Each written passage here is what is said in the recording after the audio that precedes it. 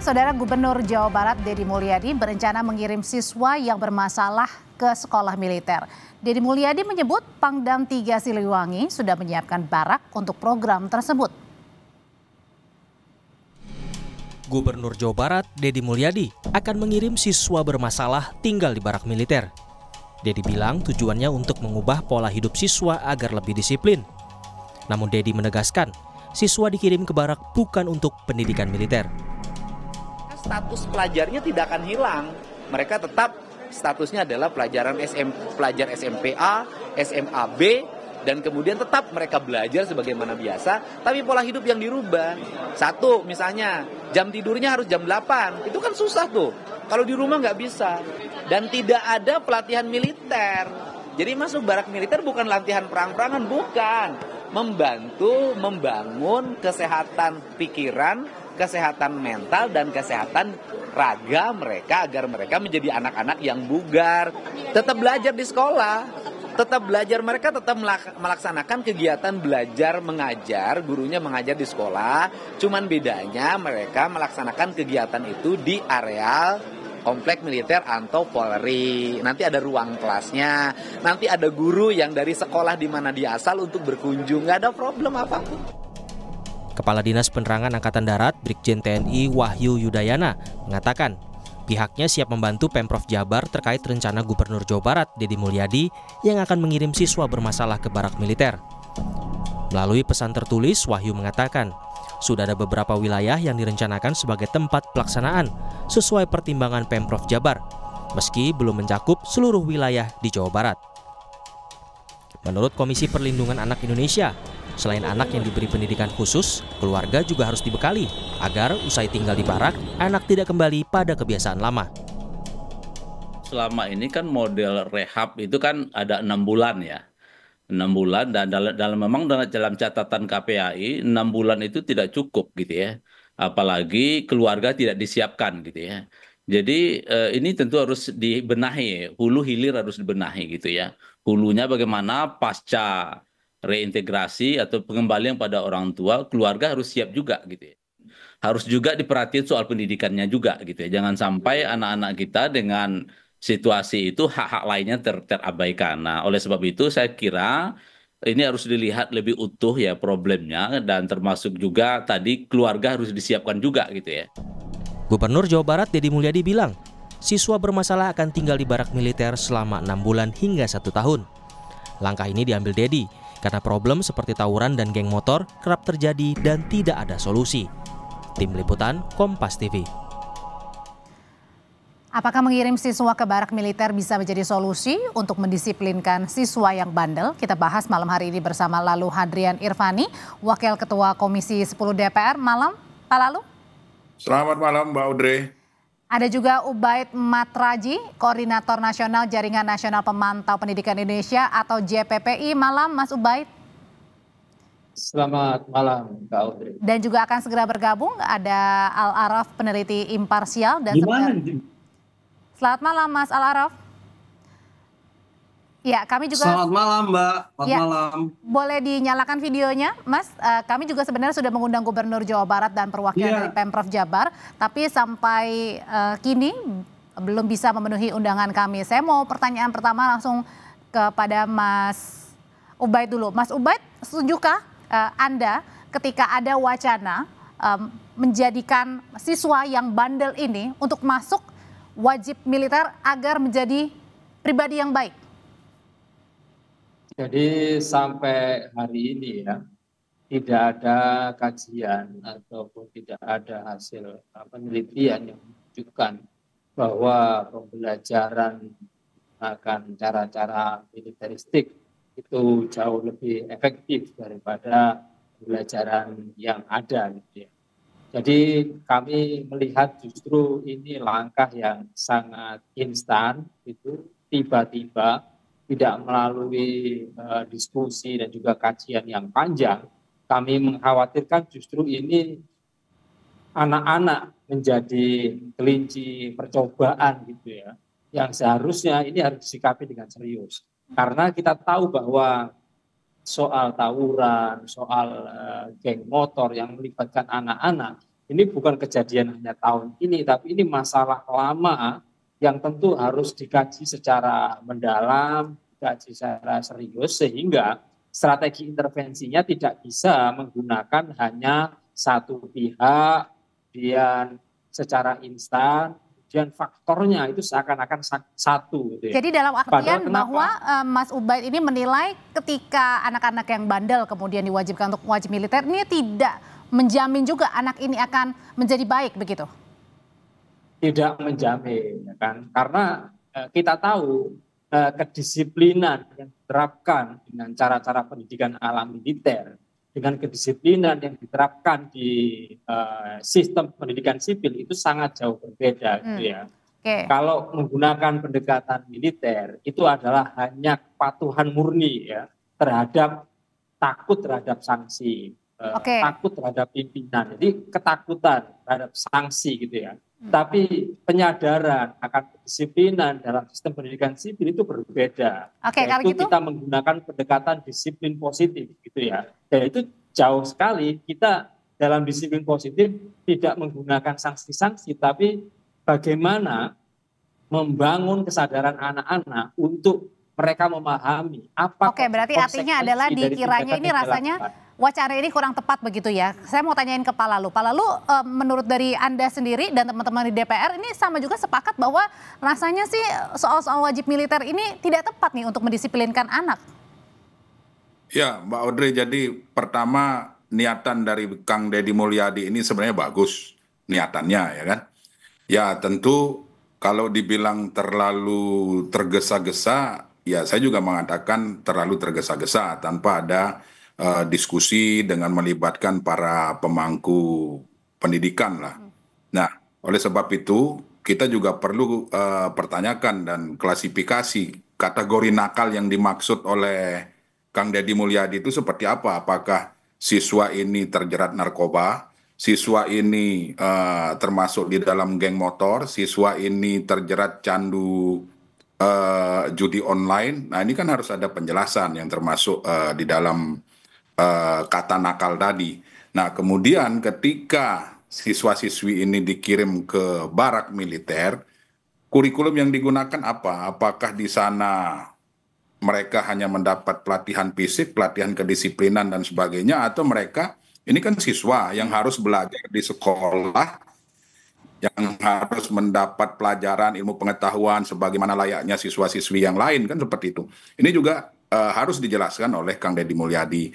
Kemudian jangan lupa bahwa koordinasi para pemangku pendidikan ini menjadi sangat penting. Apakah Pemprov Jabar sudah mengkoordinasikan dengan Kementerian Pendidikan Dasar dan Menengah? Walaupun misalnya pembinaan SMA itu berada di bawah pemerintah provinsi dalam hal ini pemerintah Provinsi Jawa Barat. Tapi kan katanya ini sekarang mau mulainya bulan Mei juga nih, berarti kan artinya sudah dekat nih, ini kan sudah akhir April nih Pak Lalu.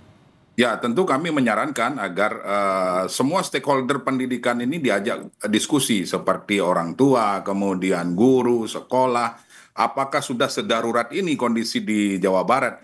Apakah guru BK, guru BP yang ada di sekolah-sekolah tidak optimal untuk mendidik siswa-siswi kita yang termasuk dalam kategori tadi gitu.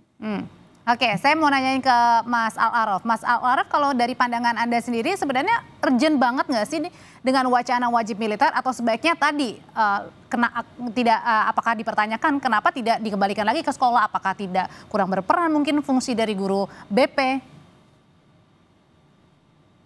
Ya, saya rasa apa yang dilakukan oleh Gubernur Jawa Barat terlalu berlebihan ya.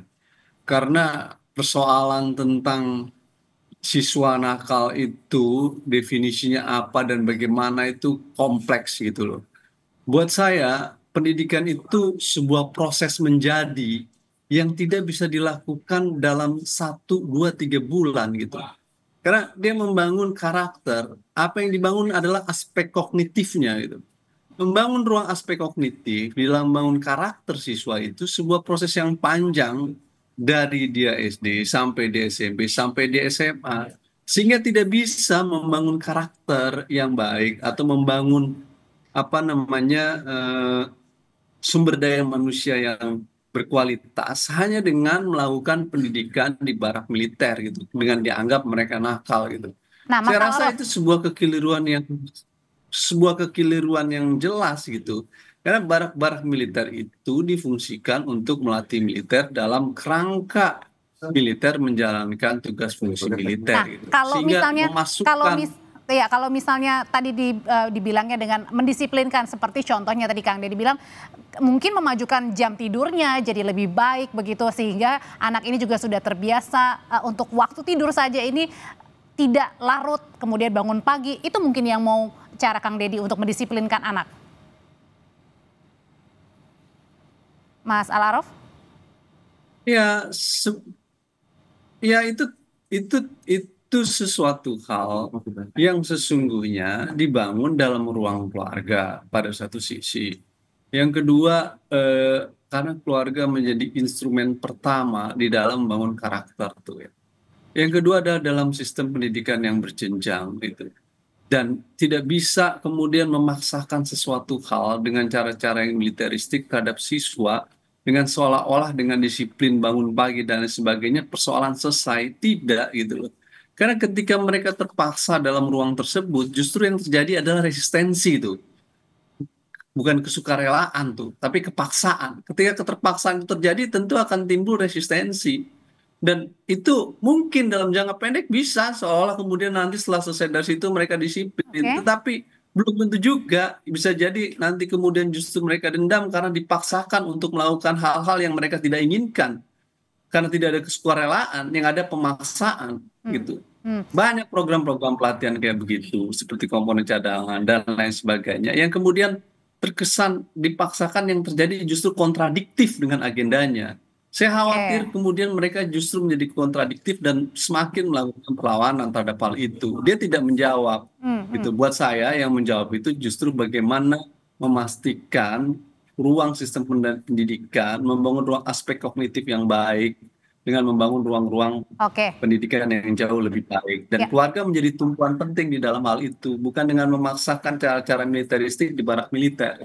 Oke, kembali lagi ke Pak Lalu. Pak Lalu, kalau misalnya nanti benar-benar jadi nih di bulan Mei, tadi Kang Deddy juga bilang kan misalnya bukan mengubah ya, atau artinya mengubah pola hidup, tapi kemudian juga dipastikan bahwa anak-anak ini tetap mendapatkan edukasi. Ini apakah sebaiknya seperti apa yang ya kalau dilihatnya?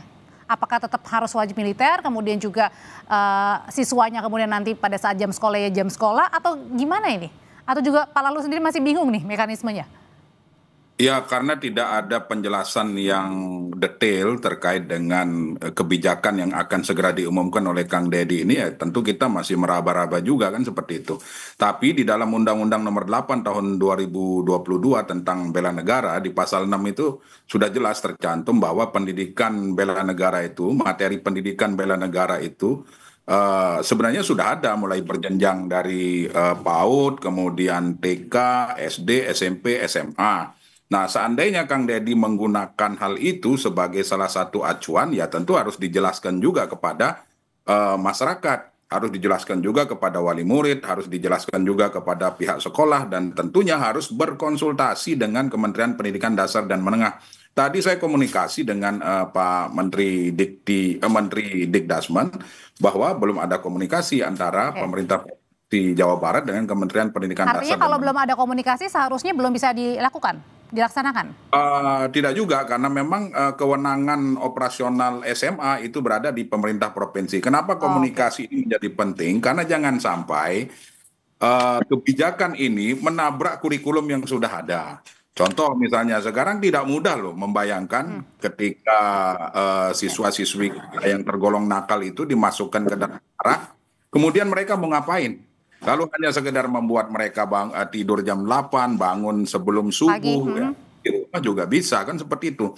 Kemudian yang perlu dipikirkan bagaimana mereka belajar yang seharusnya di jam-jam tertentu, misalnya jam 7.30 sampai jam 12.30 seharusnya mereka berada di sekolah. Nah, kalau di barak ini seperti apa? Ini harus dijelaskan kepada publik, sehingga hari ini publik tidak bertanya-tanya, seperti itu, Mbak. Nah, ke Mas Ubaid, kalau misalnya tadi dikembalikan lagi, kalau kata Pak Lalu bilang ke Pemprov yang berwenang. Nah, ini sebaiknya bagaimana? Apakah harus perlu dikaji ulang oleh Kang Deddy sebelum dimulai programnya?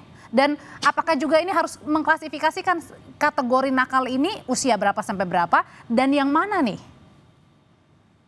Iya, jadi kasus ini jelas sangat variatif karena itu tidak bisa solusinya itu disimplifikasi secara sederhana lalu semuanya ditaruh di barak ya. Itu pasti akan menimbulkan masalah, bukan malah solusi. Saya pikir meskipun itu menjadi wewenang pemerintah daerah, tapi ini kan urusannya pemerintah punya program wajib belajar ya 12 tahun. Apalagi sekarang Presiden Prabowo sudah tidak 12 tahun lagi, berencana ditingkatkan menjadi wajib belajar 13 tahun. Nah, ketika pemerintah punya sistem dan kurikulum pendidikan nasional, itu sudah terukur soal kemampuan literasi, numerasi, kemampuan sains, dan seterusnya itu. Nah, ketika tidak jelas anak-anak di barak itu kurikulumnya bagaimana, pengajarannya bagaimana, maka bisa jadi ini potensial terjadi learning loss ya. Jadi anak-anak usia dengan jenjang di mana dia belajar itu kemampuannya berada di bawah rata-rata. Karena yang lain mereka sudah belajar sesuai dengan kemampuan, kemudian capaian-capaian yang ada di kurikulum, tapi mereka justru melaksanakan pendidikan. Artinya bisa jadi lebih lambat begitu ya untuk mengejar kecepatan dari teman-teman lainnya ya. Ya itu pasti gitu kan, apalagi ini kebijakan pemerintah daerah, gubernur ini secara tidak langsung telah melakukan mendegradasi peran guru gitu kan. Jadi guru sudah tidak dipercaya lagi, juga tidak percaya terhadap sistem sekolah. Gitu. Artinya pemerintah lebih percaya terhadap sistem model pendidikan barak militer itu daripada sistem sekolah yang sudah ada gurunya misalnya tersertifikasi, ada kurikulumnya, ada penjamin mutunya. Mereka nggak percaya itu semua dan mereka yakin bahwa kalau mereka tetap sekolah, mereka didampingi guru nggak ada perubahan. Maka saya pikir ini sangat kontraproduktif dan mendegradasi peran sekolah dan guru. Mas Al-Araf, sebenarnya kalau menurut Mas Al-Araf sendiri, karakter orang Indonesia, kemudian juga ada wacana wajib militer. Sebenarnya kan wacana wajib militer ini juga ada ya, atau keadaan wajib militer ini juga ada seperti di Korea begitu. Apakah ini bisa sama ketika misalnya benar-benar diterapkan di kita? Begini, ini dua hal yang berbeda ya. Wajib militer itu punya output dan tujuan untuk melipat gandakan kekuatan pertahanan dalam menghadapi kemungkinan perang. Sehingga dia menjadi bagian dari program strategi pertahanan. Dan program semacam ini tidak bisa kemudian diserta-mertakan menjadi bagian dari wajib militer karena tujuannya berbeda. Ketika wajib militer dilakukan itu outputnya adalah untuk persiapan pelipat ganda kekuatan pertahanan untuk perang. Tidak semua negara ada negara kayak Korea Selatan. Tapi karena warga negara di Korea Selatan tiap pagi bangun tidur itu akan selalu berpikir besok akan perang dengan Korea Utara. Karena Korea Selatan dengan Korea Utara itu tiap hari konflik, kemungkinan perang terjadi. Di negara-negara lain ada yang tidak. Nah, sementara hal ini bukan dalam konteks itu. Makanya saya katakan, Gubernur Jawa Barat tidak memahami secara konsepsi tentang bagaimana apa yang dimaksud dengan wajib militer. Ini wilayahnya di mana nih? Kalau ini di wilayahnya katanya untuk memperbaiki mereka yang nakal-nakal, yang menurut saya tidak salah. Ngapain di barak militer? Mereka cukup dikembalikan kepada sekolah, sistem pendidikan mereka, kepada guru, dan percayakan kepada sistem yang ada untuk memperbaiki mereka. Kalau kemudian dianggap artinya tidak perlu wajib militer, tidak perlu kemudian masuk ke kompleks militer. Sama sekali tidak perlu, karena kita udah punya sistem pendidikan yang matang dan mapan. Ada sekolah, ada guru, dan itu bisa dimaksimalkan. Tinggal bagaimana komunikasi antara sekolah, guru, dan keluarga di dalam memaksimalkan mereka. Ruang barak militer bukan ruang untuk memperbaiki mereka yang nakal. Ruang barak militer itu dibangun untuk tempat camp militer di dalam melakukan pelatihan militer dalam kerangka perang. Dan lagi-lagi MOU dari Pak Deddy dalam konteks operasi selain perang dengan militer itu hal yang salah dan keliru. Karena yang bisa melakukan secara hukum menurut Undang-Undang TNI 34 2004 untuk menjalankan tugas-tugas selain perang bukan melalui MOU antara gubernur dengan militer, tapi yang bisa melakukan itu hanya presiden untuk kemudian melibatkan militer dalam operasi, misalkan membantu pendidikan. Tapi itu pun kalau kondisinya darurat, Mbak. Situasinya emergensi. Kan artinya ini belum genting-genting banget ya? Ya, Pak Prabowo sedang tidak menerapkan status darurat pendidikan di Indonesia. Dia kemudian menempatkan dalam barak-barak militer. Enggak. Masih dalam situasi normal hari ini. Ini yang saya katakan, demokrasi terancam berbahaya ketika normalisasi militer dalam hidup dan demokrasi dilakukan, salah satu di dunia pendidikan. Ini hal yang keliru dan harus dikoreksi oleh Menteri Dalam Negeri setelah Presiden dan Menteri Pertahanan menurut saya, karena menurut saya ini menyalahi hukum dan tidak sesuai tujuan dan konteksnya. Kalau gitu koreksi dan masukannya apa Pak Lalu? Ya, jadi gini Mbak, jadi kalau kita lihat dinamika hari ini kan memang ada stigma ketika pendidikan ini digeser-geserkan dengan militer.